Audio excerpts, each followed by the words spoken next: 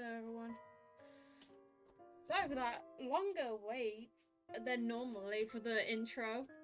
But I am here and let's get into it, as I have taken a bit too long to get ready. Well, to get back on my computer. But we are with Rebecca no, Rosemary, you're staying in the cage. Last time we were with Rebecca and we rang up our professor to come help us.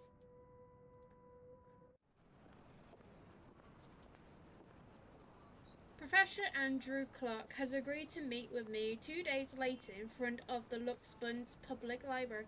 By the way, if there's any noise problem or anything, let me know. I'll fix it straight away. Like if the audio's too low, just let me know. He has other commitments, but being a long-time family friend has its perks. I have my parents' connection to thank for that. Of course, I'm not the sort of to impose on him often, but the circulation is, well, it's not entirely bad, although it does require calling in a few favors from friends like him. Without his signature, I won't be able to gain access to the library restricted selection. If I want to get more in-depth information on the Immer Garden Mansion, that is, not simply what they'll choose to show the general public. As much as I hate to admit it, there's always something people censor, and whatever it is, I won't ever find it in the general selection. It has to be what they're keeping here, beyond the public eye. The thought of that alone makes me antsy. Thankfully, I don't have to brood over it. And goddammit, Morgan, I see that in chat. How dare you? The wait for the profession doesn't last long. He never did enjoy making people wait, unlikewise, he disliked people who are tardy. He arrives 5 minutes after I do, greeting me with that kind smile and casual wave of his hand. I haven't seen him in so long, but it appears he hasn't changed much. His familiar presence alone is enough for a fond smile to spread across my face. Professor Andrew. Rebecca, didn't I say long ago you can drop the professor? You know I can't possibly do that. Even if I can, it feels disrespectful to call you by your name alone. Both you and Ashton never listen to this old man. Kids these days. All right, but just Still, for today, since you're doing me a huge favor, Andrew. I agree. I guess you simply can't have it all, even at this old age. But pleasantries aren't what we're here for, yes? You meant I clicked yes, to you sir, too. if that's okay with you. It's fine. more than fine. Anything in pursuit of knowledge, as they say. I got a bit too excited. He hands me the permit without further prompting. And just like he promised, he also written a recommendation after his certificate. This is more than enough to get me to those files. I mutter a small thanks before slipping it into my pocket.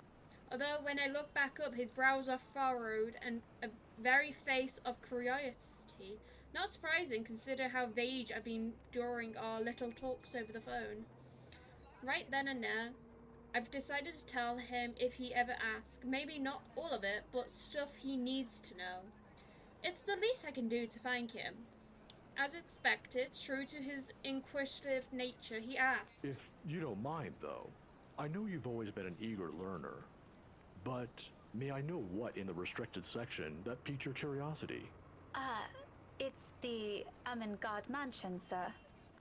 He quicks to raise an eyebrow at that, and for a while I fear he'd take the slip of paper back. Is there something in what I said? The ones they have out in the general isn't enough? I'm, hoping for a more in-depth read, sir.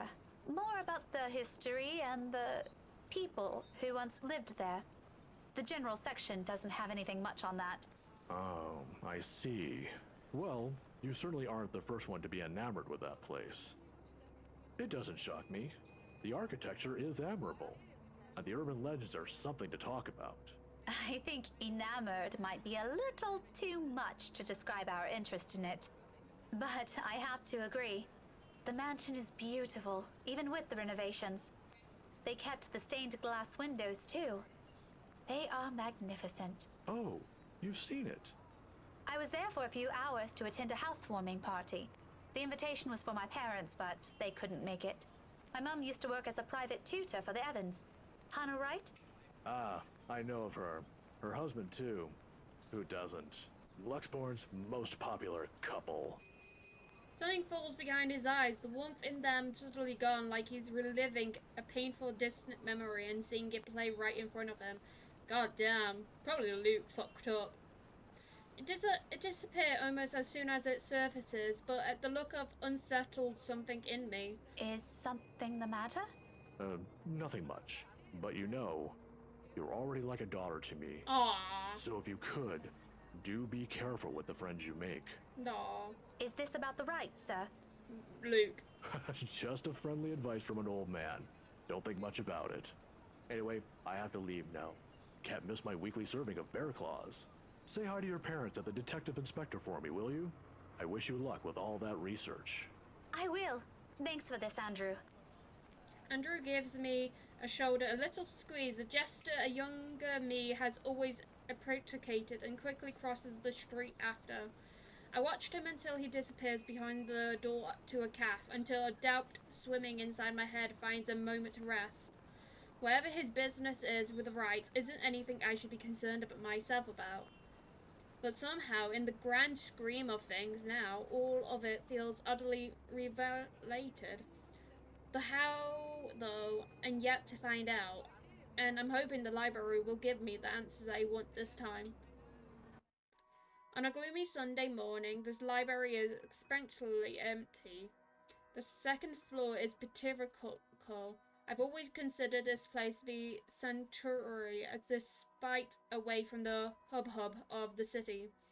As a child, I grew up reading books here, spending hours here to no end, poring over the pages, living out fantasies in my head until my parents calls me home.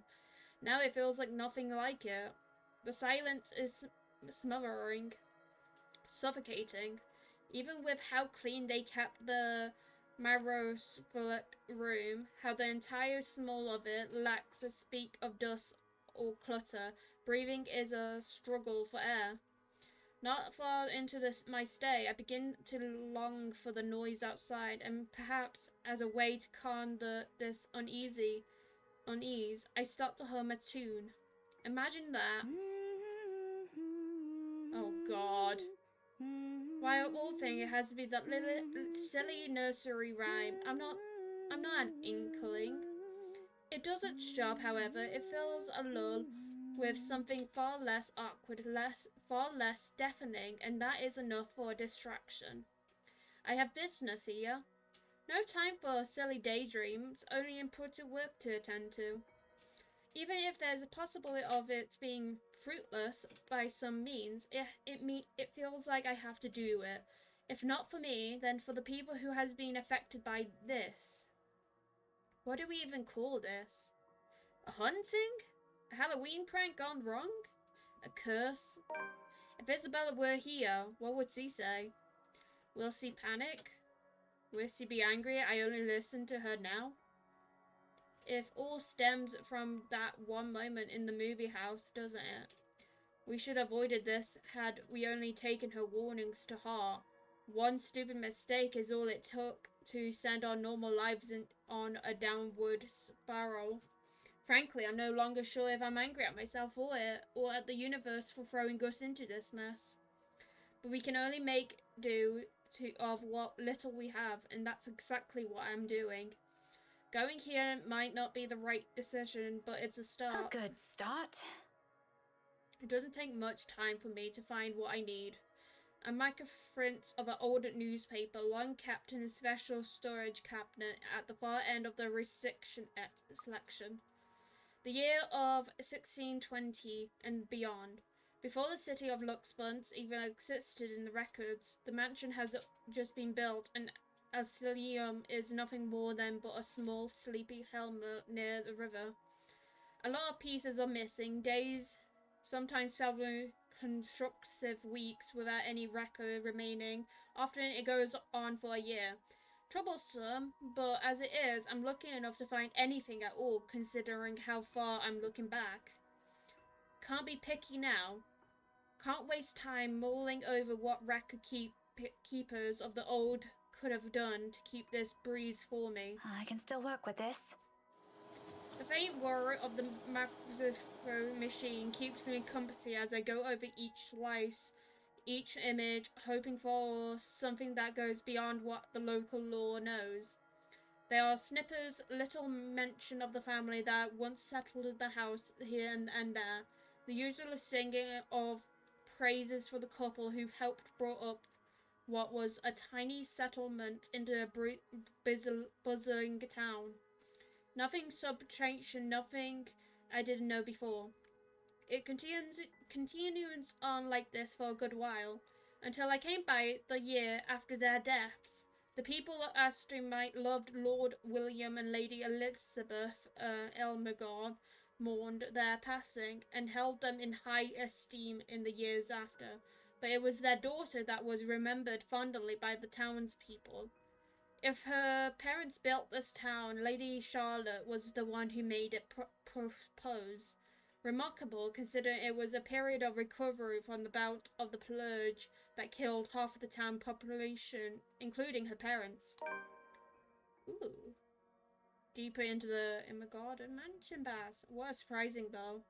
Apparently her time also mocked more than a superficial charge to the place. She moved things. Hello, welcome to the stream.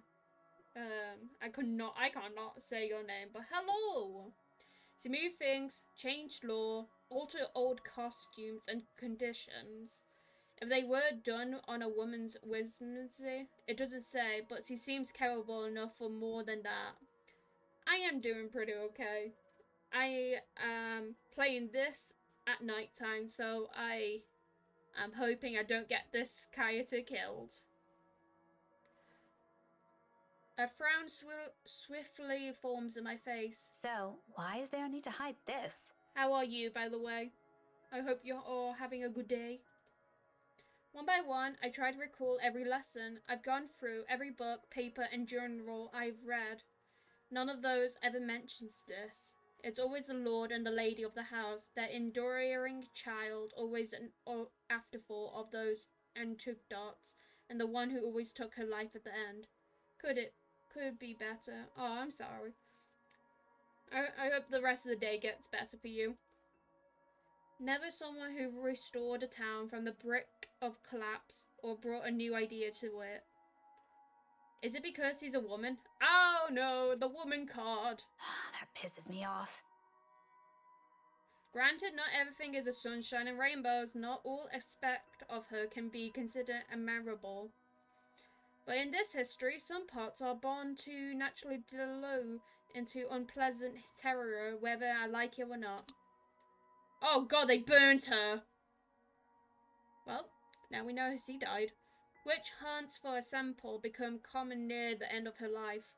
I practically followed you yesterday. I must have been tired. I have no memories of that.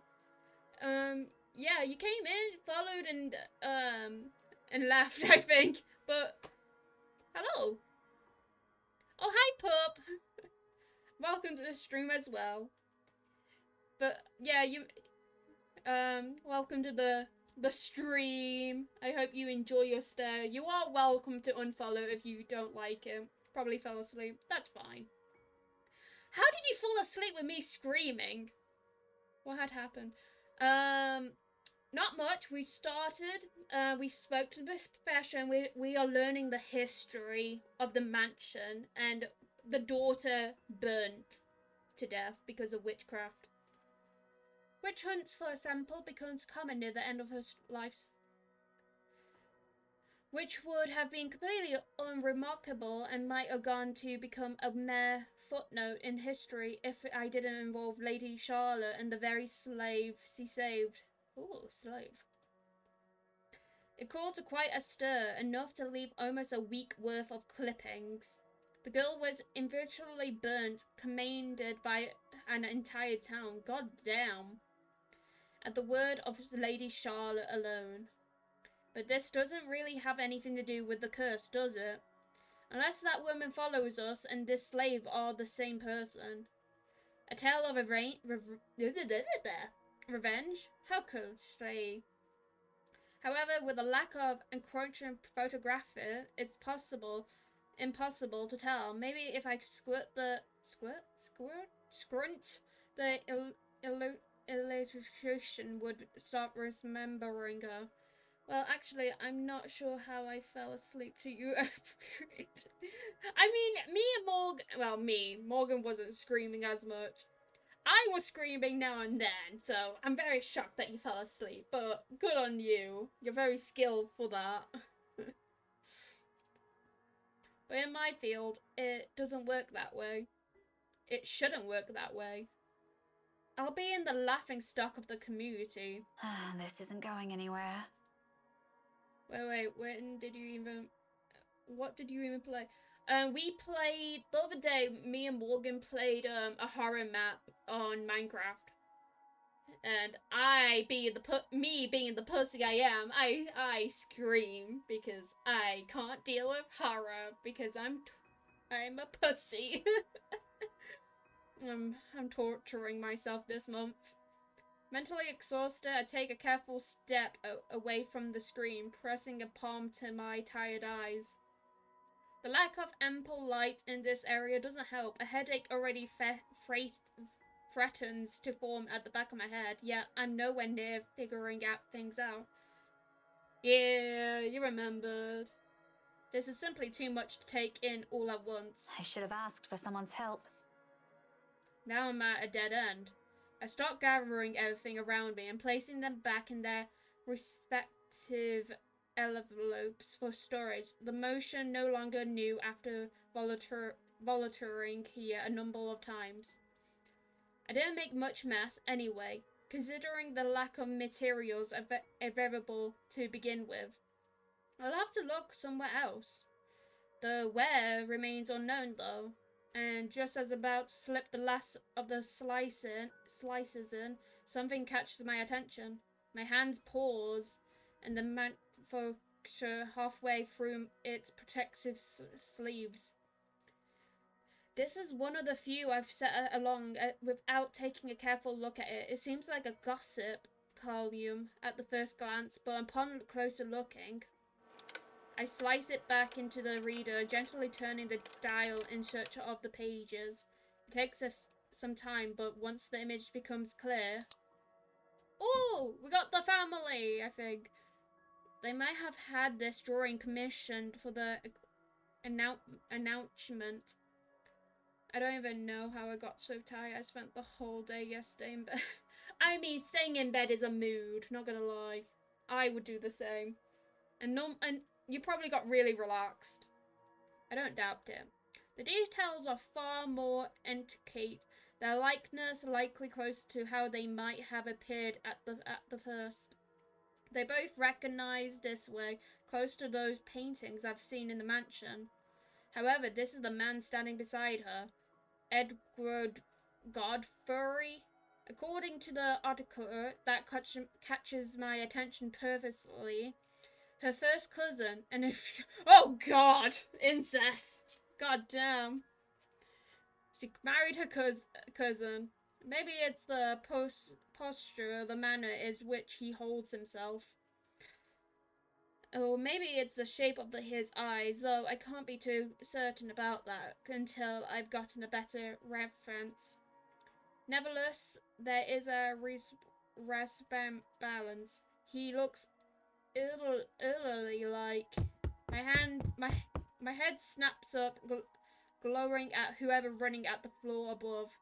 Any day, I'll march upstairs and remand whoever it is. This is a library, for heaven's sake. But now isn't the time. I've gotten what I need. Without wasting another minute, I hit the machine print button for a copy of the page while my other hand moves to put everything back in storage. A ragged inhaled slips from me. A relief? perhaps. Or maybe this is already exhaustion. Regardless, soon, I'm closing my eyes as I wait for the printer to finish. It only is to starve off a headache building up from everything. I don't like the song. It's been playing, I keep thinking something bad is about to happen. Sometimes I even begin humming the same song again for comfort. Oh my god, we are close to finishing Rebecca's storyline. I don't think I got relaxed at all. I spent the last 4 days in the hospital. It's not my... Oh, I'm so sorry to hear. I hope you are feeling better. GHTY when stream about to end. Put the... No. We don't put the pizza. We don't put the pizza. You're not making that a thing. I also hope you are feeling better. I agree. I hope you are feeling better. I'm sending all my love over. Sometimes I've been began already. The pizza will make you better. No. Despite my doubt about this, despite all the tension in my shoulders, this may be the small find, but at least I can start somewhere. God damn it, Morgan! Bad. We can start somewhere. It's paranoia. There's a way out of this. I know it. The printer spotters to a halt. However, it sounds isn't what makes me snap my eyes open. Oh shit. A feeling. A chilling breeze of air behind my back. Nope. Brief enough for something sickening to suddenly lodge itself to my throat while I take my surroundings. Went to stream. Oh, god damn it. Is that suffocating sensation again? Creeping to every part of me, crawling under my skin. Well, gotta put my worried face on. Draining me little by little of any strength. From that day in the mansion, from that brief moment at the school, I will never leave the table. I will not. Without delay, I grab the paper and make a quick beeline for the door. Oh shit! My fucking morning. My whole body freezes.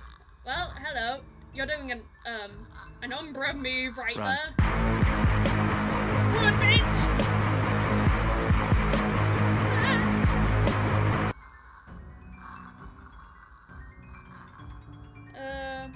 I hold my breath, not daring to make any noise. For a little while, only a sound of paper crumpling under my grasp fills the room. The excitement from earlier had gone instantly. Seagull ghost and sees a bitch! Replaced by a cold, seeping dread spreading throughout my limbs. More than that, fear is anger. The pain me to hear her using her own student voice against me. And more than that, I believe it was really her. Oh god, please don't kill me. I don't want Rebecca dying again. Well, I haven't killed her yet. She has no right. Why don't you play with me? Oh god. Although she hasn't made a move, if there isn't a wall behind me, I'll probably make a step back. Anything to put a distance between us, no matter how small. As long as I'm out of her reach. I have no idea what's happening right now, but I'm just here because you're bored. That's okay. We're playing horror and we're dying here. But I steel myself because if I fall back, turn away from her, I'll be left with no way out. I am not dying here. You better not die. You think you scare me? Miss Pink, don't be so rude. Oh god. I'm waiting. I'm not afraid of you, you spook. This is one Scotswoman. You aren't getting into early grave without a fight. Gonna save. Come at me. It is the blue hair girl. She's mimicking her. I expect her to still lunge. Prove to me that what a monster she is. Oh, flee. Okay, she's just smiled. It's fine. Instead, he just gives me a smile, twisted and glowed. It's as if time has crawled to a stop at the sight of it. A split-second decision, and before I know it, my body shifts, eyes closing in in agitation, hand grabbing whatever's solid enough on a nearby table and hurling it at her. I'm throwing a book? I don't bother looking if whatever I threw hit the mark. I threw a book at her. I run as fast as my legs can carry me, despite my heart threatening to burst out of my chest. Let's go. Pour the salt in the eyes, yes. But in this maze of bookshelves with the whole place almost void of people. Head to the door, head up. Oh god! Why would we go upstairs? Head to the door. You fucking leave. You leave the fucking building. If there's best Kaiser. Yeah. If there's one, is that this out of the room, is out of the place, as far away from anyone who can get from her. I can think about the rest of what I can do after I'm outside when there are people I can ask for help. Yeah, the door seems too easy, but I've already clicked it, so hopefully she doesn't die. If not, I'm gonna cry. My she's not chasing after me like this. There's no hesitating in my steps as I race for the restriction selection door. Head downstairs and barrow straight for the library exit. Yeah, go straight to the exit. Towards safety in a desperate bid of my life, library rules will be damned. I can no longer hear her behind me, but I'm not taking any chances. My friend just called me and said boo, and then I mean, that's a friendship move. A breath almost escapes me as I near the door. A little more. When out of nowhere, a library canteen from the build corner and slams it to my side. Oh, fuck. My back hits the floor with a hard thump and impact completely knocks the breath out. Oh my god, did I kill her? I think I killed her. The blood gradually spreads over my tongue as I start to find my bearing back. I force myself to move, even with the excruciating pain coursing through my limbs. The exit almost there, if only I can. But there is no movement. Respect. Oh god, I killed her. Ah! Nope! The next thing I know that... I just almost bit my tongue. Heavy weight rights atop of me and a cold digit slides across my neck. Tight like a vice. Pressing, closing in, leaving me gasping for air. Though my blurred vision, I can only make out the hateful gleam, the spite in her eyes as he looms over my body and her grips on my throat grows tighter. This desperation kicks in. My nails dig into her wrist as I struggle against her firm grip, trying to pry her fingers away. Oh my gosh, he's fighting back. Go. Fuck me. Please don't die. Go. Please don't die. Oh shit.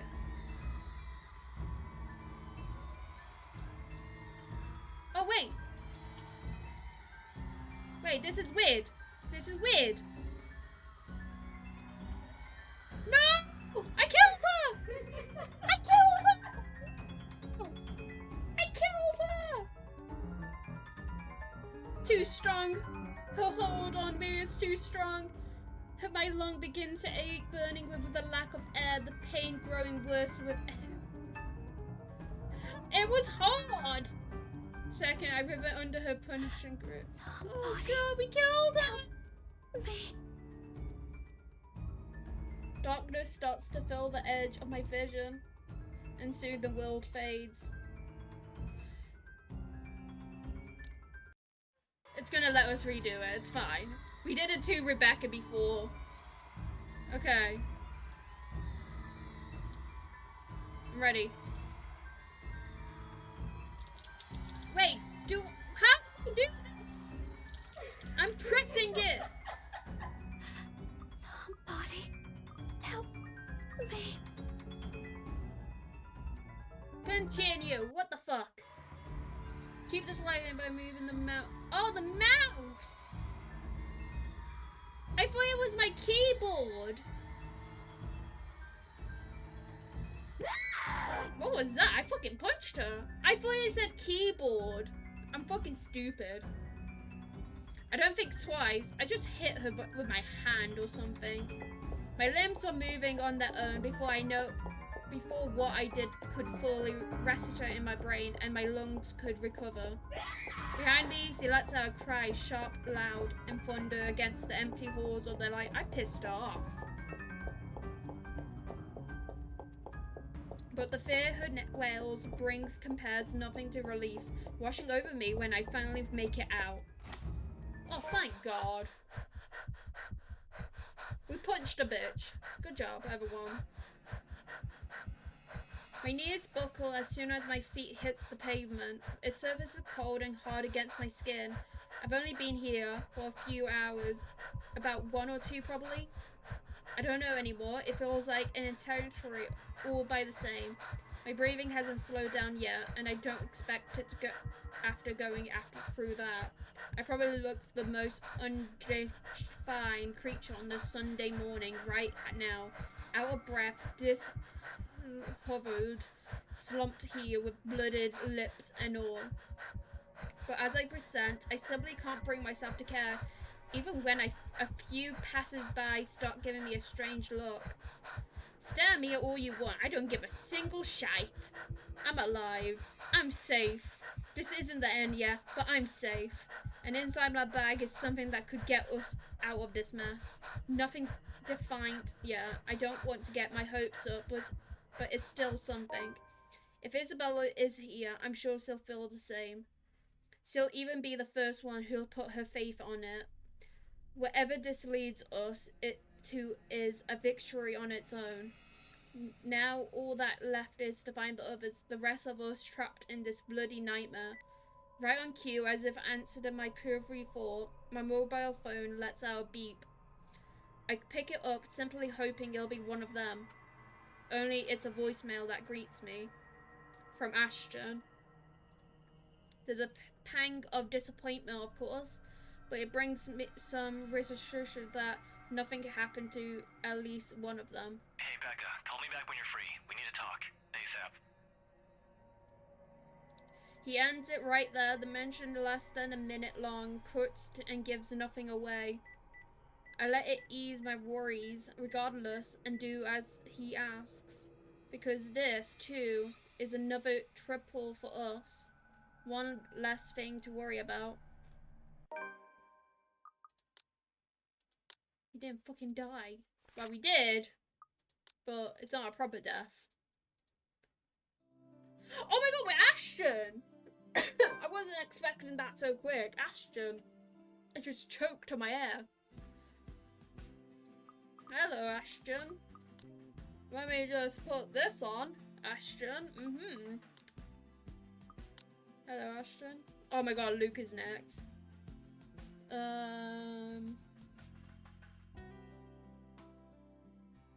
Okay. Parties have never been really my thing.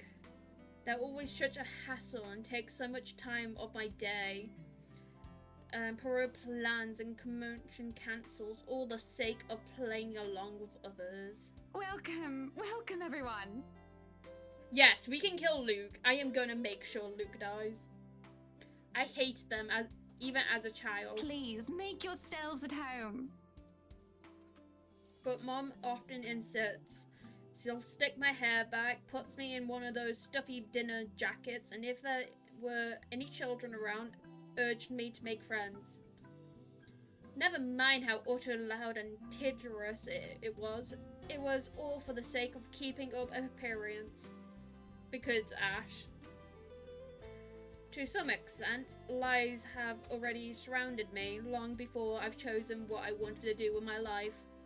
Luckily, there were easy ways to tune everything out, and much to my mom's frustration, I always managed to sneak my CD player along. I kept myself to my music, had my own little world, until I remembered to observe. It's a simple matter of awareness, really. And for someone with keen eyes, a screwed necktie or a simple flick of the wrist alone could tell volume about a person. Do you mind guinea pigs? Thank you.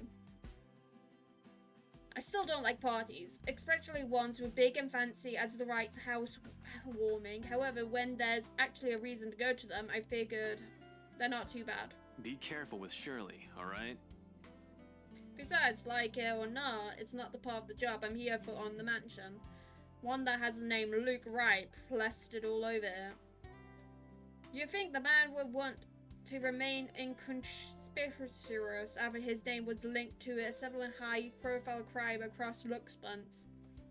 Granted, most of it has gone cold over the years, having slicated without any leads of evidence, but that still doesn't make him any less suspect. Yet here he is, throwing a party in his own backyard. Although having observed the man this past year, I'm not even shocked he craves it. The damn spotlight. Constantly yearns for the attention like a net-clad puppy. Hello, chums. It doesn't take a genius to figure out why he's nowhere to be found in his own party. But that's not the problem here. What pisses me off is how far he extends, how close he has creeped into the lives of the people I care about. Again, like a stubborn itch you couldn't get rid of. First, Professor Clark, then there's Isabella. I also spotted Z-Man here a while ago, and now there's also Rebecca. Can't you at least act with a bit more shame? No. Becca, if I find a single scratch on Shirley, there will be hell to pay. Oh, this is when we went to the party. Oh God. This is we have skipped like half the story with him. Is Ashton gonna be a small story? Will also be hell to pay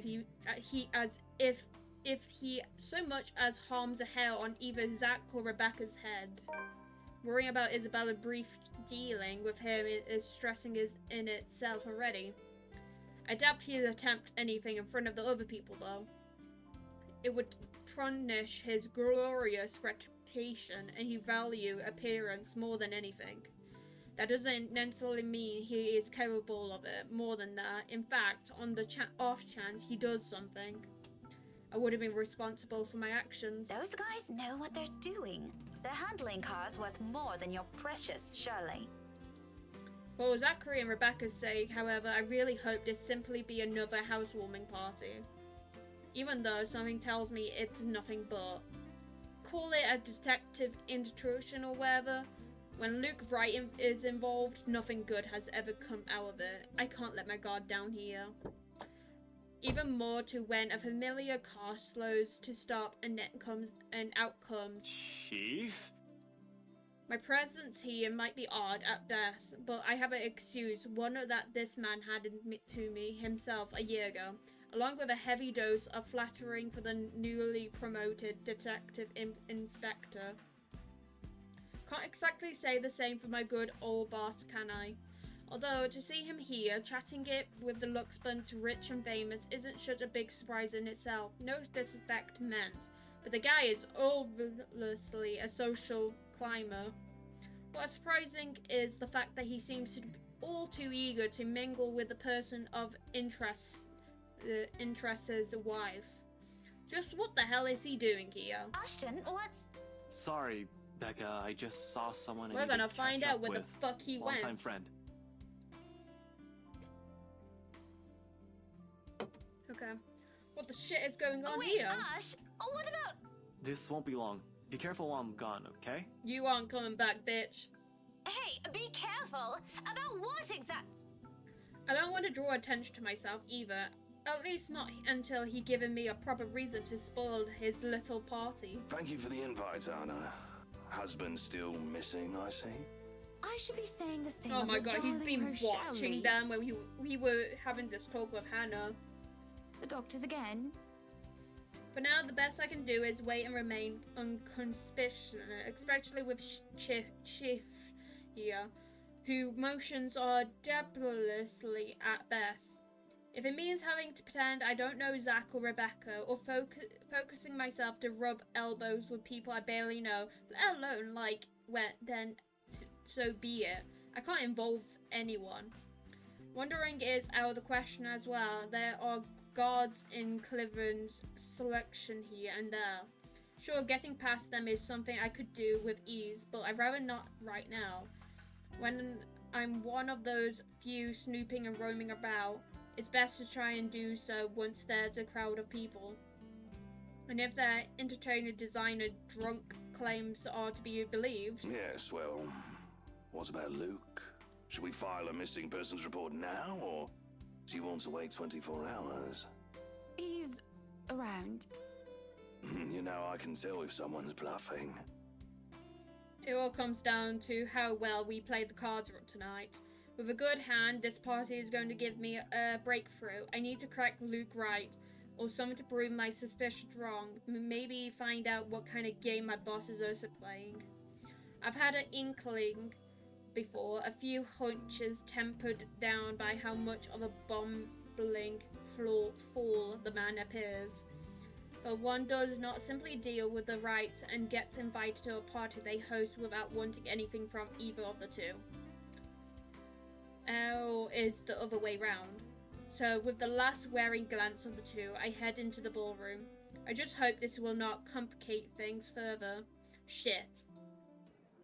By the time the party is full swing, night has fallen, yet there still isn't a Luke right in sight. The man can be quite obsession, but this, frankly, I'm impressed. I don't even know how many hors d'oeuvres I've already stuffed my face with. One too many, probably. The servers are already giving me a stink eye every time I squant over the buffet table. Blame your employer, not me. He's the one who has the guts to show up late. Besides, most of the guests' idle talk is concentrated in the area, despite standing under the same roof with the very people they're whispering about. Some just couldn't resist. I might as well keep an ear out for any useful info. Is Suarez still fixing that tech problem? Tech problem? It's been 3 years. Sooner or later, the Blighter will put 2 and 2 together. He might have already. If the red tape and being slammed with those past few months suggest anything, that or someone has been pulling the strings, I wouldn't be shocked. This cause would not be gone this long if Scumbag didn't have a mole of some kind in the far hall. Shush you, we all know Suarez just wants an out. I knew he was bad news the day the merger with Evans Incorporated happened. Feh. Glad I did not have to deal with that. But keep it down, someone might hear. The wife especially. This kind of necrochance has always been an invention, but sometimes I wish I could be smashed drunk while doing this. Having sharp ears also means you get to hear the most unsavory things. Who cheated on who this week? One person motioned for bashing someone's skull against the wall, or a father accused for burning his own daughter alive. That sort of stuff. What the fuck? After a few years, it gets tiring. You get desensitive to it. But humans can also be downright awful. Sometimes there simply isn't enough brain bleach in the world. Sadly, the wine is no-go tonight, and mostly for show. I'm up for another drive later, and for one, and I definitely want to be sober in case anything comes up. And something always comes up in an assessment like this. A detective... Give me a moment. Need a drink.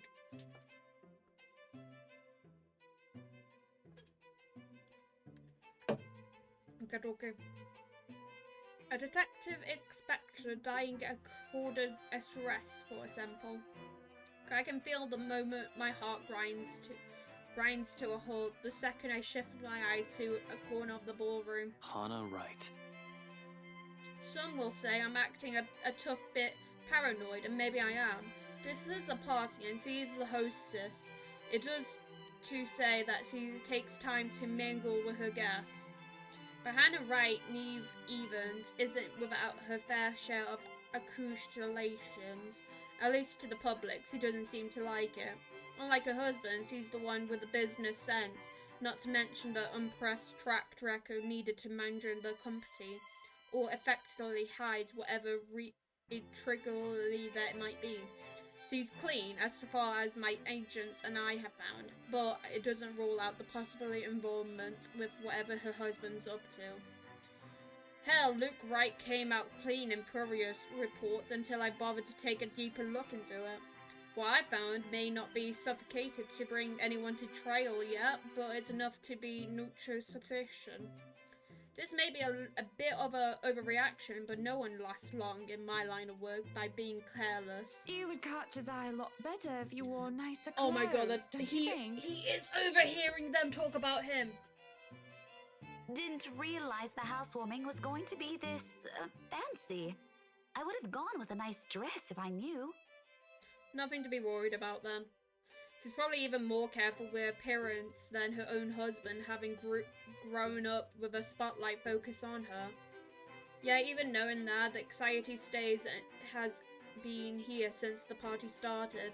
I've been brushed it off earlier. Who wouldn't feel edgy right now? I've gone undercover in parties hosted by the very person I'm investigating. That in itself is a risky and has a plenty of room for error. Usually though, the tension passes through the first half hour or so. I've been trained to remain composed in the situation like this. We are Ashton.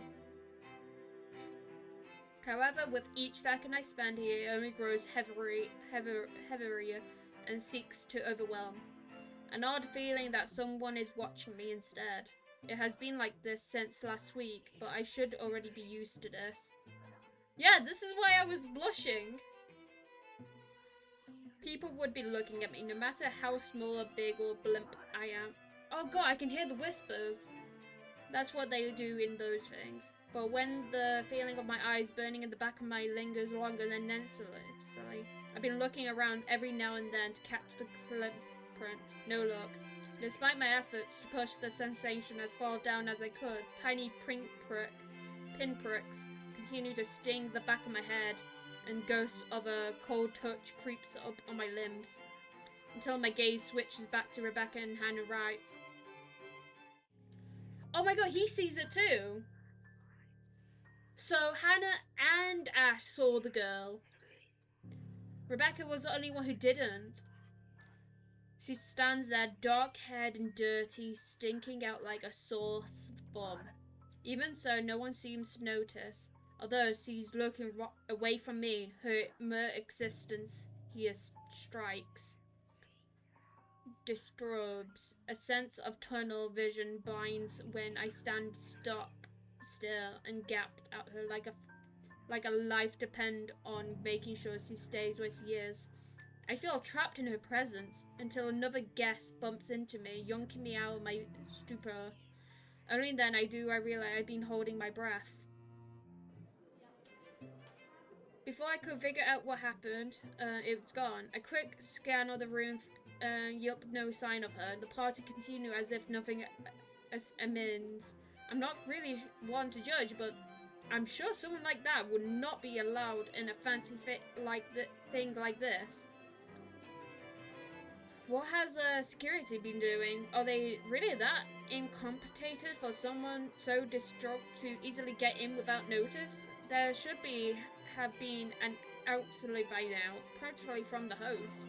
She's been standing almost an arm length away from the woman, yet simply continues to talk with Rebecca. Oh, the professor! Yeah, her hair looks very bright pink, but I think it's the lighting. And your little Becky! My parents couldn't make it since they're in Scotland right now. And Mom says hi, by the way. Is there something in the food then that I'm starting to see things? I couldn't have been the wine, though. I'm every bit of it as sober as when I first stepped out of my car. The hostess? But why would anyone want to do that? Why would Luke Wright want to do that? He's fishy, but I couldn't see him ever think that it's a good idea to lace the food he's served in his body with someone like Chef Lee on his guest list to boot. He has linked the narcotic trade, yep.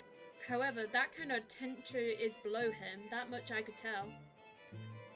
Unless that's a mass murderer waiting to happen here tonight, which I highly doubt. So, What the fuck was that? but that is no time to look deeper into this even as I want to. Oh god. Oh, drunk lady! Not when I'm a telling silence come upon. Oh no, it's Luke. Room and draws everyone's attention to the main door of the ballroom. About damn time. Good evening, ladies and gents. Enjoying the party? I hope I'm not too late in welcoming you all to the right mansion. I've been trailing this guy for a while now. Before that, I heard stories from previous officer who tackled this case, none of which are present. Scumbag, I agree. Mind if I'm not counting the incident with Professor Clark, yeah. Pleasant is glossering over the gravity of it. While right good at covering whatever shady stuff he's doing, he's shown to be a good, really rotten guy. At least that's what the case he thinks none of his peers are around to judge him. I've lost track of how many count of verbal abuse and harassment caused the guy to be pinned with. Standing in the same room as him doesn't make me want to punch him any less. Actually, the urge is stronger, but protocol my case first and foremost. My own options of the man, a patient of the man, just shouldn't get ahead of my purpose here.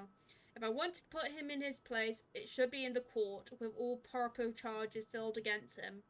And I'll probably be able to do that once I gather enough evidence to pin this bastard down. Welcome one and all to our humble abode. Tonight, if you have yet to find yourself in your roles, you are all ladies and lords of the court of your king and queen, if you would excuse my presumptuousness. So enjoy the feast that has been laid out for your senses, as we only allowed the best to be served. Enjoy the rest of your night, everyone. Surprisingly, my nominants are prepared to step away from the crowd. Amidst of the cheers and claps, now is a good time for any move. Try and find something the macabre woman talked about. In the first place, I have no plans to actually shake hands with the slime ball himself. A fake smile is plastered on my face while I pretend to listen to one of the other guests gossiping about him. All while slowly itching out of the ballroom. Unfortunately, before I could get any further... Are you feeling ill, Rochelle? Perhaps you need to sit down and... Rich people only have two ways to resolve their mess. Either they correctly deal with it behind closed doors, or they create an even greater problem out of it and it just blows it up in everyone's faces, one way or another. Fun. No! Shut it, you monster! I ain't talking to you! I'm talking to this scumbag over here! You bloody bastard standing there with your smarmy smile! Not even a few seconds in, this is already proving itself to be a big public spectacle. Why spend money on a television to buy daytime soap opera? And you could just go to one of those parties and see the action unfold in real time. You get free food too. Really, if I were an actual guest, I'll just take this as some cultural form of amusement. Watch your tongue. I agree. You're on thin people. ice, Rochelle. Where's your husband? Who even invited you? But I'm not a guest. Who's here for a good time? I need to focus on him, and even though this whole sorry tale. So I wait and listen, I observe. Interesting, isn't it though? That's the Chief Inspector's wife. Why is it black? Oh, we just skip? We just skip straight away? Okay. The morning after starts off quiet. Even the whole Selwell residence seems unnaturally still. The open hallway when I step out is devoid of tension. No sounds coming from the other unit either. It's almost as if someone's brewing on the horizon. A peaceful night's sleep still does wonder for the mood though. I can't even remember the last time I slept without anything urgent interrupting. It's a nice break from the bad news lately. If it wasn't for the hesitant buzzing in my pocket waking me up, I'll sleep in. The ringing had stopped before I could move somewhere private, but sleep has always been effectively kicked out of my system by then. Pity I could use a little bit more rest until I have to face the other storm. Course, I owe Rebecca an explanation. It doesn't matter if the whole truth or another has to spawn tale. Though, I haven't really figured out what to go about this yet. unlike Zach and Isabella, who doesn't usually ask questions or content with what little I could share, Rebecca rather quick on the trigger. It will have to be set aside for later, though. Sup, I'm Ash from the Lux City. Baggers want The jam? shift stain Can't stares beat me. back at me, Looking for almost as if trouble? mocking Better not me. lie. I'm Sad. a cool dude. It would have Good vibe been for an nice to Asian just guy. chill after Sup, last I'm night, or Ash from maybe the a half Lux City. listen to the Baggers news. watch out. Can't Sure, beat it's the me. same thing Looking I've for been trouble? hearing Better lately. not Still lie. beats I'm a standing cool outside dude. in the Pretty chilly fine Lux for an Bunch Asian guy. morning on the Sup, phone with I'm my Ash from the boss. Lux City. Sighing, I answered Baggers it, if watch only out. to get Can't over with beat it. me. Looking for trouble? Ray, where are you right now? Now that's the tone I didn't expect from him at this hour. I just figured this is... Goddamn. Just thinking how this go already gives me a headache. Immediately, I reach up and pinch the bridge of my nose to starve it off. This is why I won't ever drink myself senseless.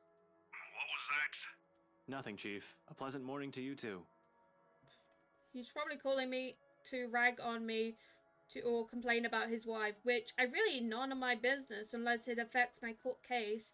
It seems like the usual rich man cheats on his wife deal. Although I would have followed up on it if it wasn't somebody else's wife.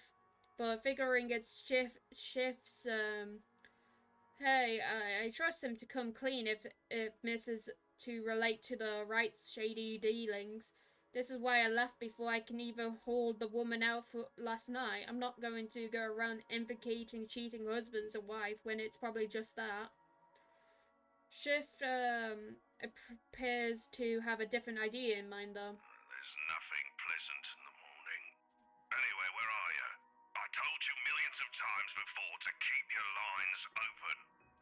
He did, and not only him. Zach, Rebecca, Isabella, all of them have said the same thing numerous times in the past. But I was undercover last night. A phone call is the last thing I want to happen. When there are other things I need to focus at the same. I agree. You're not my dad. Besides, we have our radio and work issues phones.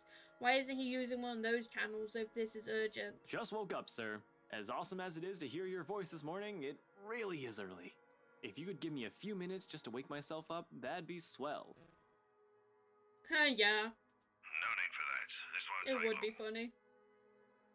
Is something wrong? Am I needed at the precinct ASAP? Oh no, everything's good over there. Just look, kid. Pray. Don't take this personally, alright? You're off the Luxborn firm case. Starting today. Oh shit.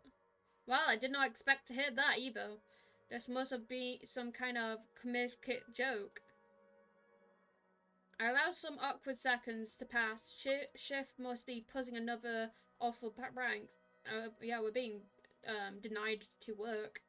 Out of his bad mood or serve hangover, maybe. Someone knows when to give a chance. He exercises no control when he's drinking. If it wasn't for his wife causing a stir, he'd probably be trashed and now in a party. He likely drank more after he threw her out of the ballroom. Besides, his sense of humor has never been good. It's just improvisation most of the time. But when he doesn't follow it up, if I sound a tiny bit frustrated speaking on my own suspiria, I'm not the only one to blame. Wait, no. What? Are you kidding, Chief? Is this one of your practical jokes again? The temps won't say anything about it, but It's not that.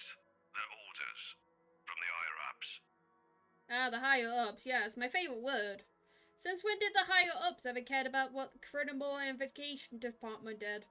As far as I could tell, they didn't give a hoot if the CID is filled with the cold cases as long as we kept the spending low. When I need a view through the old cases file, though, they're locked away in the archive. You're gonna have to check with the higher-ups. I need access to those reports. See, the higher-ups would allow it. Every step, every move, in this case, there isn't one that hasn't been granted by some authority. If it's not the chef, it's the commercium, or is that they always tell me. It makes one wonder why they even bother assigning it to anyone. Not a single one of them has done anything to help move the case. and they wonder why it has taken this long for even a hint of process to show. You can't just drop this on me. You can't just take me off like that. Yes, I can. And I'm sorry, Ashton. You're a good detective. One of the best I've seen in years, but 3 years, Chief. 3 years. 3 years since that anomaly tech leak blew up. Since Luke's right name was amply linked to severely nasty dealing with Luxburnt's corporate world, some of them involved deaths. 3 years and the only one who made it this far, made much process with the officer with more experience wasn't able to do when they handled this case. Just within a year, with barely any help from the damn Bryce at that, of course I'll be pissed. Do you know what would have happened if I didn't work my ass off on this thing? If I didn't dedicate a whole year of my time on it, it would have gone cold, like every fucking case Luke Wright has been linked to. I saved this from getting thrown into the archives, sir. I'm getting close. If you could just... I'm fully aware of what you've done, Frey. But the Commissioner hasn't been happy with your progress. Still too slow by their standards. Too slow? Well, what about those reports I filed? I've documented every freaking thing for them. I've given you every important lead I can gather. Isn't that enough? They need results, not a bunch of research papers. Not one baseless assumption after another. Concrete proof, Frey. I'm really sorry. They've already made a decision. Damn. They're going to pass this on to someone who's been in the force longer. Someone who has more experience. Someone who has more experience? They meant nothing by it, but you're still too young to work on a case this big. Chief, I've already done more than what those old farts ever did behind their desks. All of it, within just a year of being assigned to this. Watch your language, Frey. Those are your superiors, I'm not some damn rookie fresh out of training. Yeah, he is smarter. I'm as qualified as they are. Frugal, I know it is. They never say it's within my earshot, but from the every minute I stepped into the procure, the lot of them had undermined me, from the stairs alone, to assignments I get. To them, I'm still just a kid, too young, too green, too experienced. And once they pull that card on me, every argument I have get thrown out the window. No matter how logical it is, how much I've accomplished, what record says, or amount of work I put in every invocation they throw my way. We're all aware of your skills, kid. You wouldn't have that badge and rank if you weren't good enough. However, this case is just not for you. Too high profile, too risky to put a good officer like you in harm's way. Can he even hear himself? That reasoning is odd in itself. No one joins this line of work without knowing the dangers of it. Get pulled into you're just a kid even though he is an adult. Don't I get a second chance? You said it yourself. I'm a good detective. It'll just be a matter of time before we can close this. It doesn't matter what I think, Frey. You're off the case, and that's final. God I damn. expect all related files and documents on my desk by Monday morning. And don't even try to go touch anything. I know how hard-headed and determined you are. Chief, please. A few more weeks. I'll have the proper evidence left on your desk by then. I swear it won't take longer than that. Afraid it's too late, boy. I've already informed the other officers. You aren't to be allowed access until you've been given a new assignment. God damn. Now just keep out of the precinct, Frey. Take the weekend off. Seriously, Chief, is this about last night? If this is about me being at that party, I have a good reason for... You were at the party. Uh-oh. It makes me pause. His wary tone, the sudden careful note in his voice. Slowly a frown forms on my face, my eyebrow knitting together in confusion. Much as I hate to say this about my own boss, there's also suspicion in it. Hard not to think of it that way, seeing how he acted around Hannah Wright last night. Is he worried? Why should he be? Someone whose anyone was invited. I doubt for a second he received an invite, even if his presence was questionable. No, because he slept over at Rebecca's after the party. There's something wrong, and I unintentionally walked into it. All I have is to sneaking suspicion, but when one look at this from a different angle, put everything together. Why the hell have I been taken off the case? Might as be the same reason he was there in the first place. Fuck. Yes, Chief, I was. for a good reason. A friend invited me to go with her. What were you doing there? I know we don't have a strict rule against attending functions, but that was...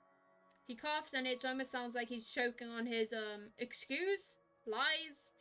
I don't want to excuse him of anything yet. He's someone I've respected since I joined LPG, even with his bizarre sense of humor and tendency to procreative. He obviously competent enough to get the job done. He wouldn't be a chief inspector of Luxembourg police if he wasn't. He wouldn't last years in service without some track of record beckoning him. Unless that too is a fluke. What's beckoning him is not something, but someone. Oh shit. Fucking hell. Fucking shit. Chief Harvey, about last night with the... Why does it matter, Frey? This isn't about that. Why does it matter? Why does it matter? I receipt the whole damn oath we take upon being sworn into the service if I can, but at this point it seems to be too late to remind him of that. He has probably already moved from serving and protesting, protecting people to serving and protecting his own interests. Damn it. I suspected the upper brass of it, even the lower ranks subordinated to the force, but my own boss? Shit, no wonder that leak didn't lead anywhere. Someone closer might have been pulling the string. I might be being set up for a fail long before the fucking case has been assigned to me. But I don't want to give this up. I don't want to believe I wasted an entire year for this. I don't want this to be kind of a news to tell Professor Clark after all those promises I'll give the man. I just want to know, sir, at the party, with Luke and Hannah Wright, you were... Monday, Detective Inspector. Oh god. First thing in the morning. He's angry. Every copy of the files you have, I want to see it all on my table, understood? Yep. This isn't... Frey, am I understood? Oh god. What else can I do other than smile and nod? My own superior, my boss, expecting an answer, using that tone, brushing my question off as easy as discarding a dead body. Yes. Yes, sir. He cuts the line as soon as the words are out. You're off the case, Frey. Just like that. God damn.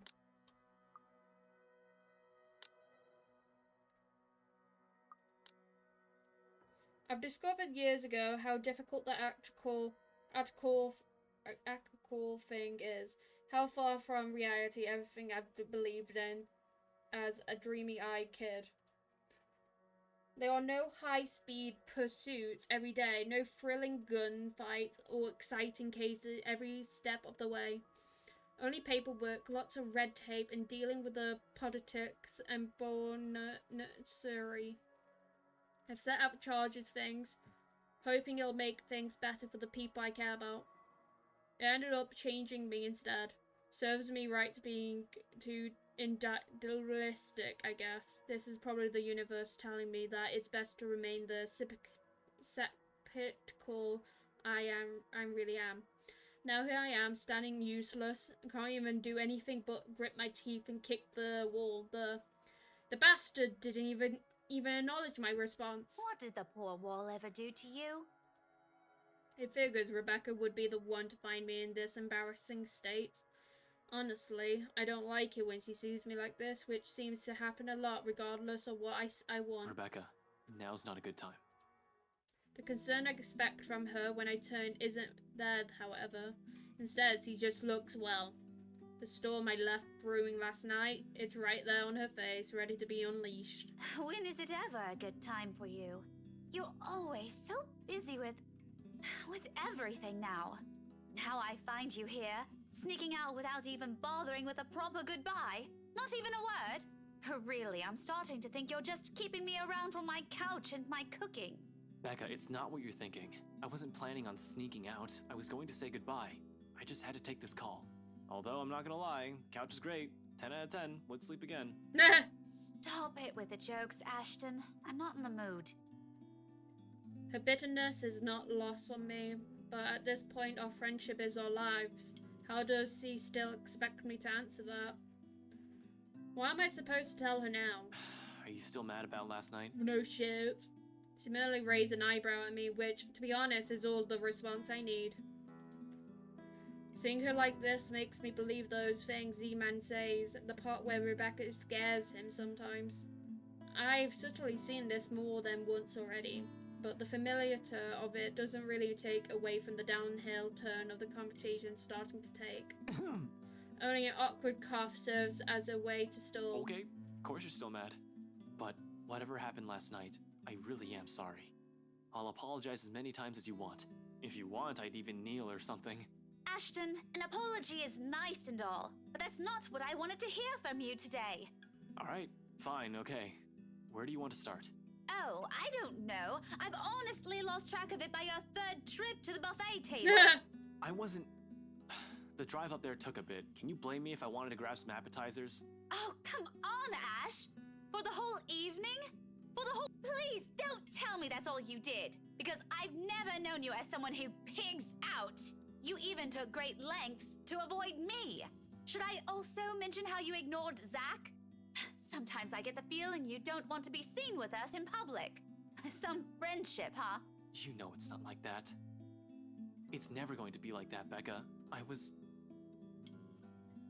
Maybe you even just used me to get into the party. Yeah, I kind of felt that. You said yes to being my +1, but you were rather excited to just peel yourself off, weren't you? Honestly, I'm feeling a bit used. I couldn't even look her in the eye. It wasn't that I lied to her. I honestly wanted to be there to keep Zach safe, to keep Rebecca safe. Just in case. Client or family friend, it was still a party hosted by the person of interest, by the man accused years ago for murdering a person's wife to get what he wanted. What the fuck? And then Shift showing up, Hannah Wright happened, and Luke Wright just couldn't be bothered to die peacefully somewhere. All of a sudden, none of my reasons matter. If I was found out right then and there, hell, if Zach and Rebecca in connections with me was found out, who knows what might have happened. But Rebecca doesn't understand that, doesn't understand what I can and what can't, what I can and can't say to keep them from harm. It's all in her eyes and the tight line of her lips and her furrowed brows. The hunt. I'll ask this again. Just what were you up to during the party? What were you doing that you couldn't even take 2 seconds to make time for your friends? This day is just off to a wonderful start. First, my case, now Becca. Oh god, Strench the truth, instant. It's... Okay. Stretch. I'm gonna say that. So he gives her some truth, but not. He's at least telling her some bits. Oh, she didn't like that. Fuck. God damn it. Obviously, I couldn't say, hey Becca, you know the rights. They are suspected to be ringleaders of a crime, secretary and shit like that. Patrol otherwise, there are so many things I'm not allowed to tell the others. Even if I'm able to share information with the civilians, knowing anything could be very well put them in danger.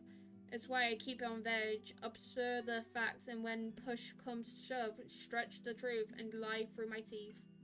It's naturally, I've grown to deal with it. It's already become a part of me. Yeah. No matter how much I loathe it, I mentioned it, didn't I? I saw an old friend and I thought I'd catch up. Didn't really notice how long our chat got. You know what they say about time flying when you're having fun, and Lloyd is a fun guy. She doesn't look convinced at all, although she's a very picture of someone who's willing to listen. Her glance effectively takes a good 20 off my current years. I feel like a kid again, being reprehended by my junior high teacher for sleeping in class. But getting away with that is easier than this one. It's the thing that someone has been friends with for so long, they are the one who knows you inside out. Good grades wouldn't be enough for Rebecca, to let alone this whole thing slide. So, this Lloyd is a friend of yours who was at the party? Yeah, we go way back in the police academy. Though you wouldn't have met him. See, he mostly deals with teenagers and gets into a lot of messy stuff and... Cut the shite. You're not a very good storyteller, Ash. Don't try to make up a character just so that you can lie to me. I didn't mean to lie. I thought I was telling the truth. Why did I even think this is a good idea? Although I'm not making those people up, only twisting the facts. For someone who's already angry beyond reason, everything will sound like an excuse. I'm not making stuff up. I did have a college mate named Lloyd. I think you would have liked him. You're both Scottish. He used to hang out a lot with Joey and Rashid, but they went off to work in London. Bunch of good guys. I should really ask if they're swinging by Lux anytime soon. That doesn't make things any better. You were there because I invited you, and you just up and turned your nose from me. You might as well have disappeared completely for all you cared. Just say you don't want to talk about it instead of lying to my face. I'm sorry. I thought I was telling you the truth. I do feel guilty, but still. We already been down this road. This is something I've done so repeatedly in the past. Something he's heard from me more times than my own fingers could count. Something I'll just have to get over at the moment. I'm sorry, you know that, Becca. I really, really am. I wouldn't do this shit if I didn't have a good reason to. And you know that I don't like you lying to me. If you can't tell the truth, just don't say anything and shut your gob. I swear, Ashton Frey, you are just so dense. I'm so angry. I can't even bear to look at you right now because I swear I'll knock you right off your block. God damn. I mean, what good reason could you have to act like an antisocial asshole? The only time you did talk to me was to spout some vague nonsense about Luke. What was that all about? Were you somehow expecting me to just accept everything as it is? Yes. You really shouldn't go near that man, Becca. Why? Because you don't trust him. I wonder if you actually trust anyone. Aside from the three of us, Zach, Isabella, and myself, do you even have any other friends? If you're perfectly fine with that, then go ahead. No one is stopping you. But don't expect me to share the same views. I can have a life of my own. Friends that I don't necessarily share with you. I'm an adult, Ashton, and I can make my own bloody decisions. I sure as hell can choose the people I want to let into my life. Of course he's allowed to do as he pleases. I never mentioned he couldn't. Us growing up together doesn't mean it always has to be the two of us. It's a dumb idea to believe in when nothing ever remains constant. Things will eventually change throughout the years. He'll make friends with people outside of our little circle. It's just a free-to-form relationship with other people. But why, of all people, did I have to be him? It had to be him. Why does it have to be Luke Wright? That guy is nothing but trouble. How can he defend a guy like that? He's already calling him Luke for Pete's sake. I trust Zach, I trust Isabella, and I trust you, Rebecca. So why can't you trust me on this? You need to stay away from that man. Because I really wish I could tell you. That was that saying Isabella mentioned before. A liar is a brother of a thief. People who look at me now will probably say I'm the hair beneath away from being a criminal. Z-Man said something like that once, a few years into our friendship. I laughed it off back then, but now they're probably right. Why are you trying to defend the man? True. Little by little, I'm becoming a very kind of person I hate. How ironic. The silence afterward brings an even heavier air between us. Something that Rebecca thankfully doesn't allow to linger more than instantly. I suppose you have to go now, huh? This situation has already awkward as it is. Dragging this out will only make it more what? Difficult? Messed up? As if it isn't already. Back to your case again? I don't really have to. I have no case. As far as the job is concerned, I have no weekend off. Until I have to report to shift on Monday. Although I don't want to just throw the towel on this. Orders are orders. This isn't like the movies. I don't get to say, fuck off, throw my gun and badge at him, become some relate to, save the day and get the job back. I'd rather get my ass thrown in jail than do any of that. But it's also not the nature of to sit still and do nothing. It'll drive me crazy if I just idle about. Besides, there's someone who has to know about this whole Luke Wright thing. Yeah, I need to go talk to Professor Clark. And there's something else I need to look into. That other matters he mentioned last night, especially things that even the news have been blasting out of the general protocol lately. Even evening, afternoon, morning, all deaths with the same model blamed on a single serial killer. Or is it still the case? Found dead in the early hours of the morning today. The fire was contained within the room and no other tenants were harmed, according to Luxborn police. We're grasping at the straws as far as those murders are concerned. In the first place, I'm not even the one heading this investigation. Yet look at me treating it as if it's another high-profile case on my shoulders. How sad is that? Although all three of my friends have mentioned seeing something strange, I don't want to go into that line of thinking for now. Not yet, not until I exhaust every logical argument I could throw at it. To be honest though, I don't know how to take all of this anymore. But I've already given Isabella my word. It'll bother me more if I didn't follow up on my promise I made to her.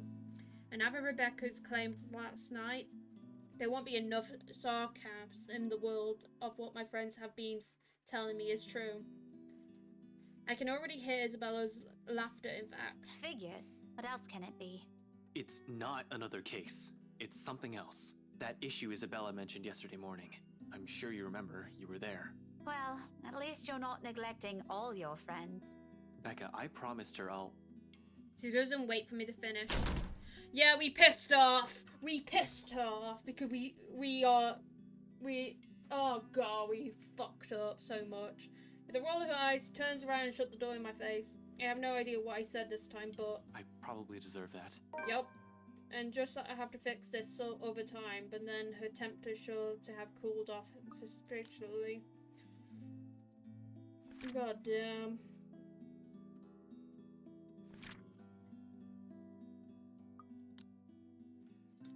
Hopefully. But now I can't laze around, gotta attend to things that matter more.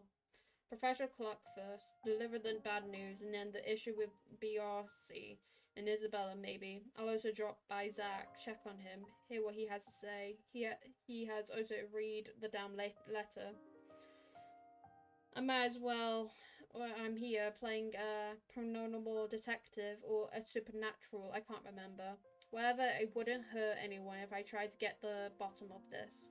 If nothing comes out of this, good. Everyone can shut up about stupid curses and we can finally get back to track with our lives on the more important stuff.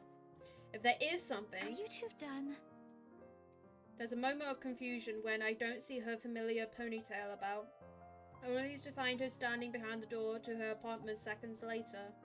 Isabella holds it up, and although only slightly, as to hide from anyone who might happen to pass by. This early and on a lazy weekend, I doubt anyone would.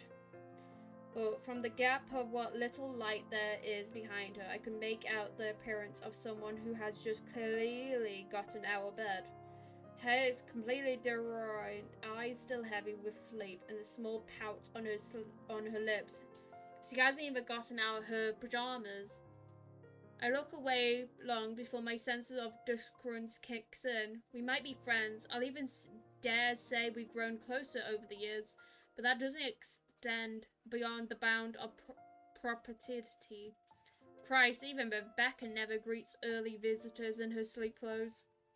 Though maybe in her fault, why is he up this early? Still, heat makes a slow crawl up to my neck. One that I quickly downplay with a soiled cough. Isabella! God damn! You're up early. Blushy ash. Lame. No, I'm not. I'm usually up at this hour. You're the one that usually sucks at getting up early. Says the person who looks like she's just fallen out of bed. Instead of the usual quote, she simply averts her gaze to some point beside her, and although it only flashes briefly across her face, an expression of hurt flickers in her eyes. It disappears the second she turns her attention back at me, but the moment has sent the worries twirl in my stomach. I've seen it on her plenty of times before, just never in the manner that unsettles. It feels, I don't know, off this time. I didn't say anything wrong, did I? Hey, are you... Anyway, was that Becca with you? You both sound like Mama and Papa when they fight. You're awfully loud.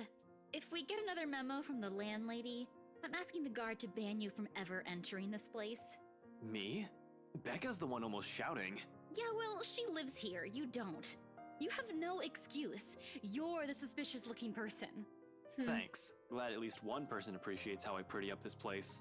Don't flatter yourself. This place would be so much better without having to see your face every few days. She follows it up with another pout. But her ruffled appearance, particularly how puffy her eyes are, I noticed just now, takes away from the intimate effect I'm trying to show. Really, right now, she just looks like more like an angry puppy. I might have laughed had it not given me another nagging sense that something is definitely wrong with her. What? Has she been crying earlier? That is worrying. She rarely does that. Yeah, Ash dies and everything goes downhill. Yep. The only time it happened, the one time I ever seen her generally tears up over something. I think it was after Jerome Court the night at the bridge. I want to ask. She seems determined to keep it to herself though. Belle, did something...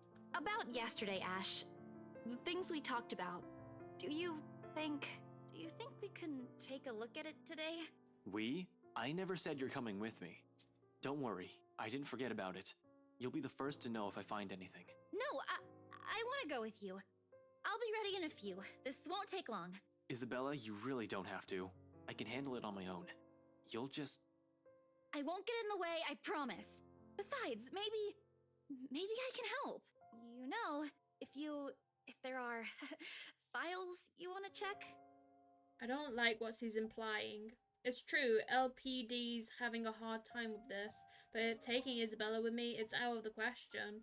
Under normal conditions. You're the one who's going to get in trouble if you do that. You said it yourself. You need information, and I can help you get that. And it's not like it matters anymore. I just don't want to stand around doing nothing today. There it is again.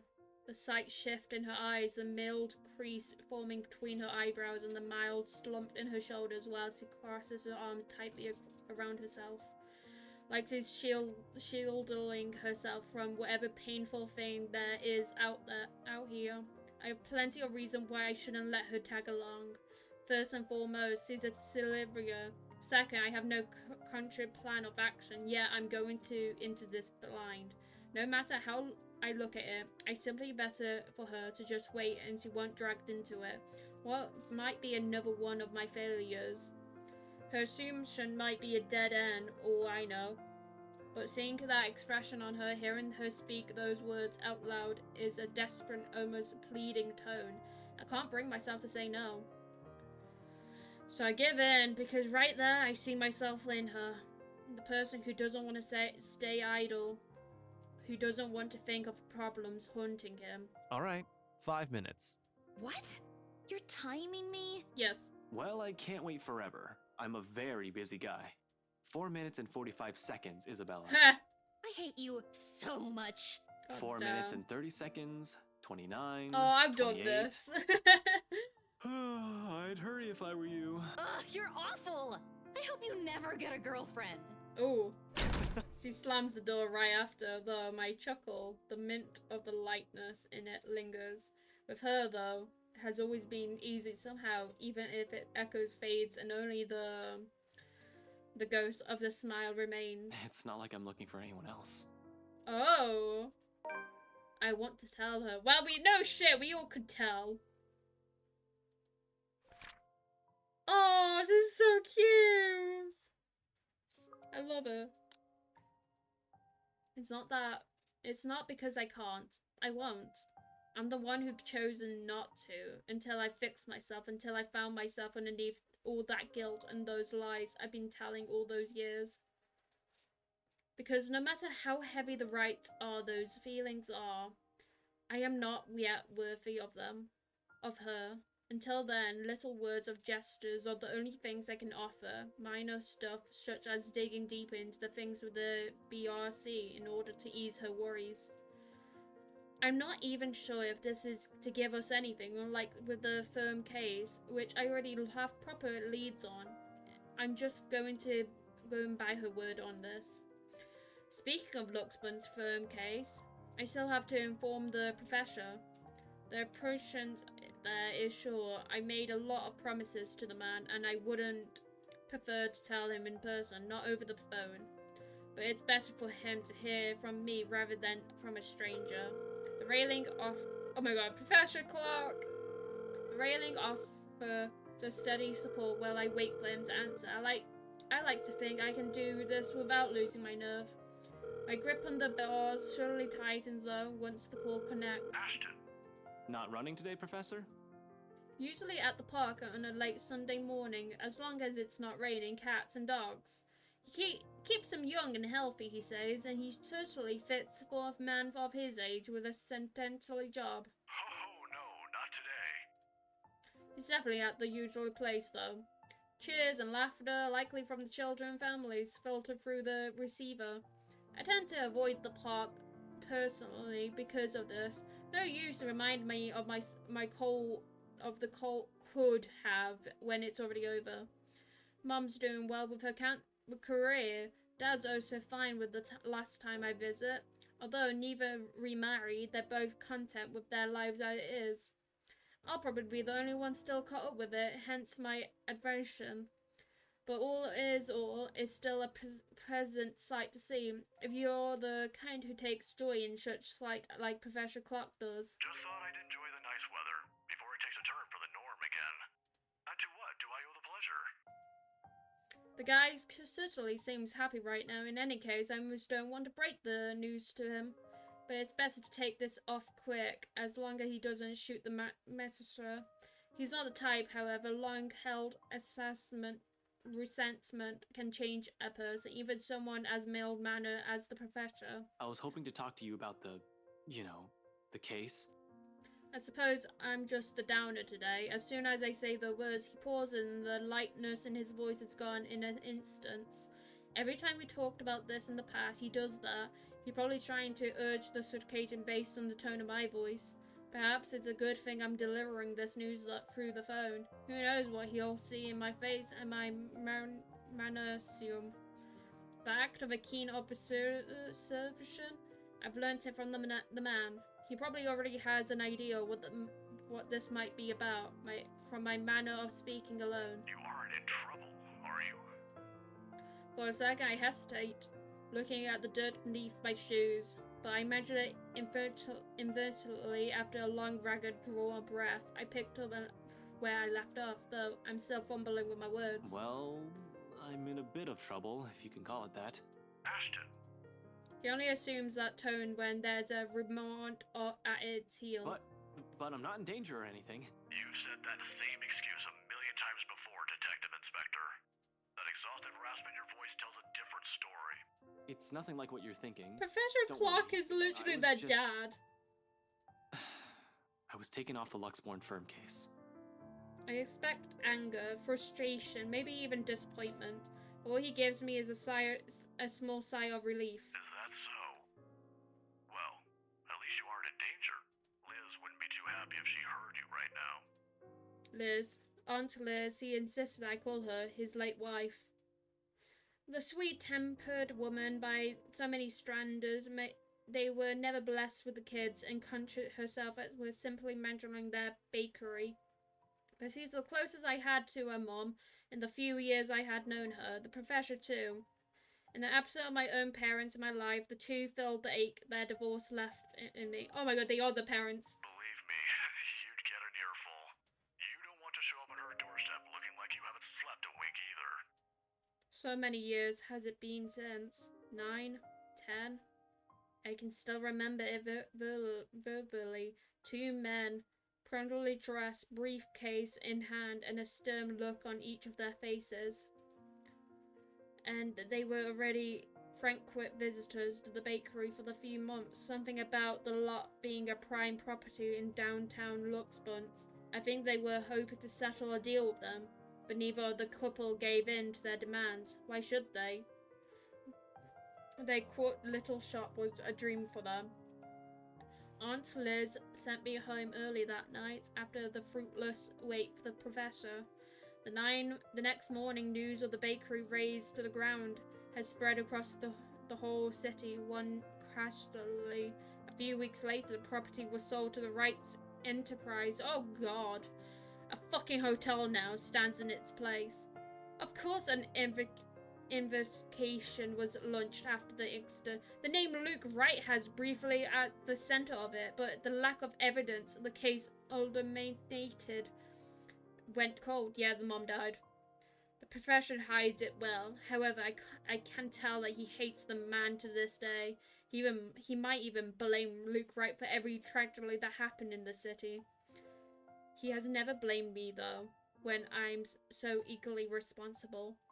I knew something off in the moment those men stepped inside the shop. I thought she died from old age. Nope. I could have saved her that night. I could have prevented anything from happening to her, called for help or whatever. I didn't. So it continues to eat at me until today. The guilt. The Lugsbun's firm case would have been our chance to reopen that old case if we could have proved Luke Wright of his crimes. Instead, we're back to square one. Yet all he has for me are words, comfort. To think he can still be this concerned about me after I've broken another promise a second time. People never cause to amaze You might me. think that you have failed as an officer. Or maybe you think that you have failed me. And you know more than anyone. I would love to see that man taken down. If anyone deserves to be tried in high court, it's him. But I'm glad nothing's happened to you while you were working on this. That's what's most important. I'd hate to get news like that again. Suddenly he stops. I imagine a thoughtful look flashing in his eyes, and he thumps the wedding band on his ring finger before he continues. Another habit. He has never removed it since that day. He has never thought once to remarry, even when he managed to continue with his life and return to some balance of normalcy. In his way of honoring her, I suppose, when he couldn't bring to justice the man responsible for his loss. Some people are just hard to forget. It's not like another death. Yours or even his. Will bring back my wife. Silence falls between us afterwards. I don't quite know what to say after that, really.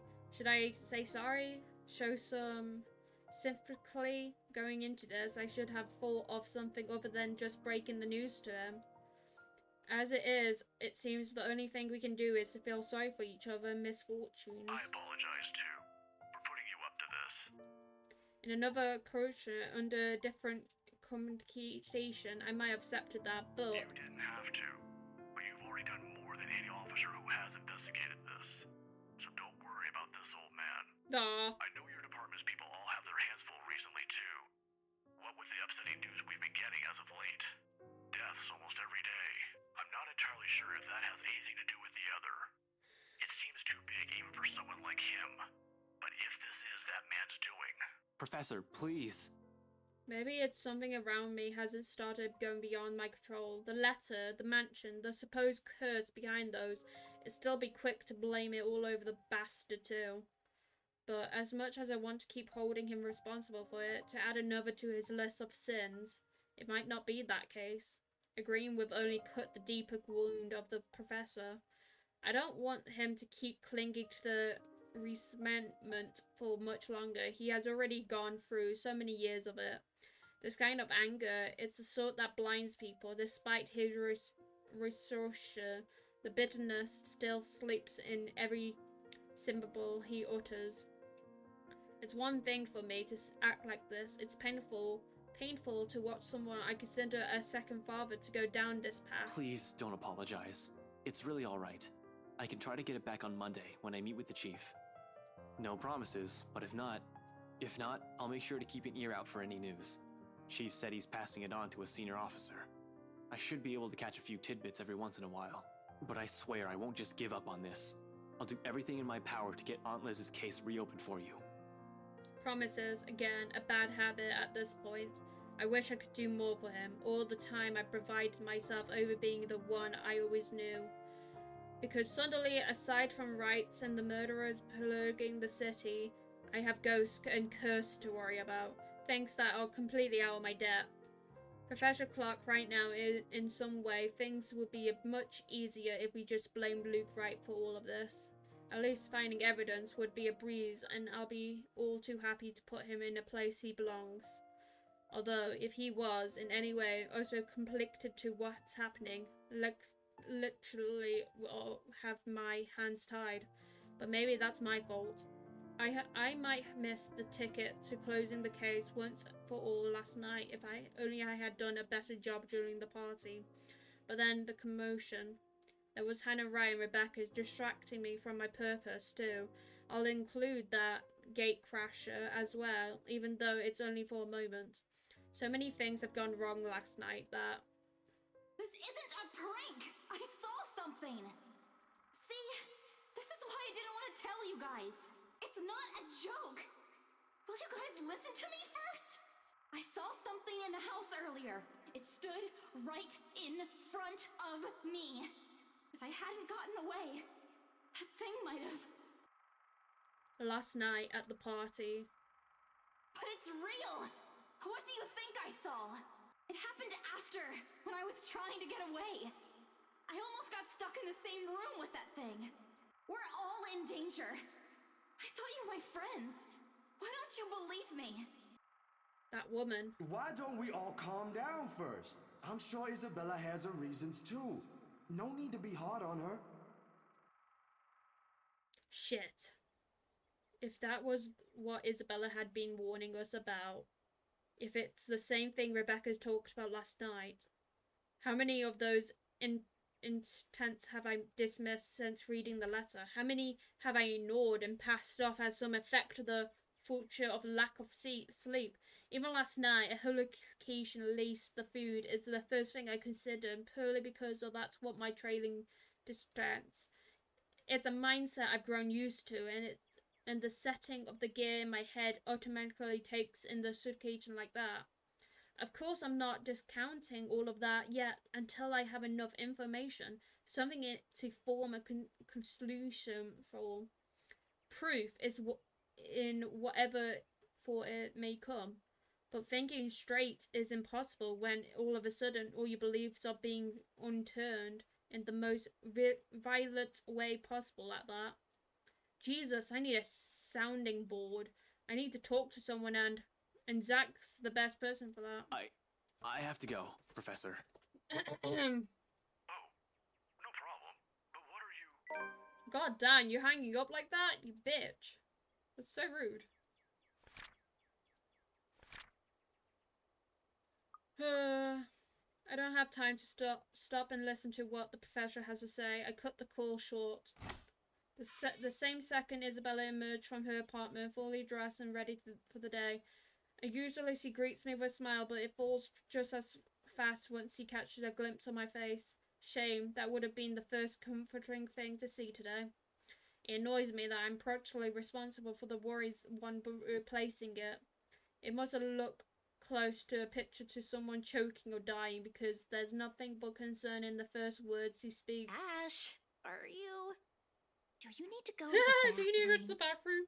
Yeah, no, I don't, okay? But we should hurry. Come on, don't forget to lock your door. Seriously, you look like you're about to fall over. Are you alright? Because if you're planning to faint right here, I won't be able to carry you. Yes, don't mind me. I just remembered some stuff from last night. I need to talk to Z-Man about this. Mind if we drop by his place first? Shouldn't we call him? To let him know? It's still pretty early, though we'd probably arrive there around noon. Also, what do you mean about this? Is Zach... He was also there when I opened the letter, right? He read it too. I'm sure he's fine, but it wouldn't hurt to check on him. To make sure. See if he'll say the same things you told me yesterday. If he also been seeing things, if it's also the same woman I saw last night. I'm not saying there's really a curse yet, but we have to look at this from every possible angle. And don't worry, he won't mind. He's probably just watching TV right now. Let's go. Okay, but speak up if you're not feeling well. You really look like you're choking on something. You didn't have to do this for me in the first place. You know it's not as simple as that. We head down to my car in record time. and not a single second wasted to hit the road and drive to Zach's place. If anyone of us, other than Isabella, who knows anything about what's going on, who can help sort the muddle mess of my mind is, it's got to be him. He listens to her. Okay. I am going to end the stream here. I do hope you guys have enjoyed. This will be posted on YouTube. Make sure to check that out. Oh god, I just cracked my back. No pizza time. I hope to see you guys tomorrow. We are doing the Jester game. There's a game about a jester. I don't know much about it. Oh my god. You guys, but I hope to see you guys tomorrow. Have a nice day and goodbye. Oh god damn it.